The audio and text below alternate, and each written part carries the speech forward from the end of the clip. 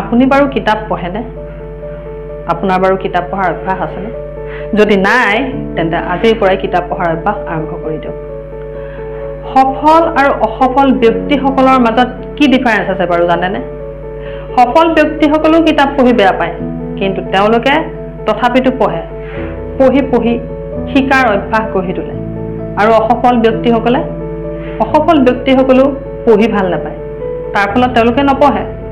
এই পঢ়া আৰু নপঢ়াটো এটা চইচ হয়। কোনোবাই চুজ কৰে এই পঢ়াৰ অভ্যাসটো আৰু কোনোবাই চুজ নকৰে এই পঢ়াৰ অভ্যাসটো। সেইটো প্ৰত্যেকজন ব্যক্তিৰ নিজৰ ওপৰত নিৰ্ভৰ কৰে।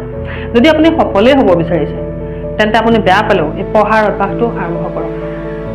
সফল ব্যক্তিসকলে পঢ়ি পঢ়ি পঢ়ি শিকি শিকি শিকি শিকিহে আগবাঢ়ে জীৱনত আৰু সফলতা লাভ কৰে। যদি আপুনিও সফল হ'ব বিচাৰিছে তেন্তে কিতাপ পঢ়াৰ অভ্যাস গঢ়ি তোলক। কাৰণ এখন কিতাপ যেতিয়া আপুনি পঢ়ে তেতিয়া আচলতে সেই কিতাপ লিখা মানুহজনৰ লগত আপুনি সময় কটায়। সেইটো মই অনুভৱ কৰোঁ, কিন্তু আপোনালোকেও চাগে কৰে বহুতেই।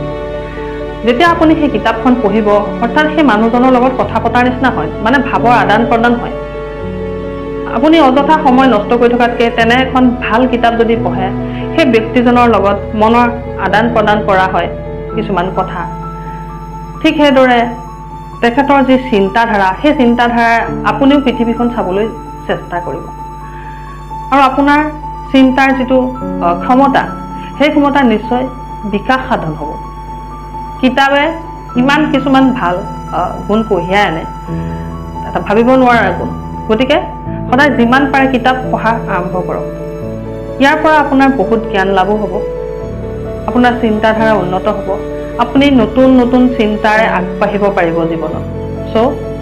ভাল কিতাপ পঢ়ক, ভালভাৱে থাকক, সুস্থিৰ চিন্তা কৰক, সুচিন্তা কৰক আৰু আগুৱাই যাওক। ধন্যবাদ।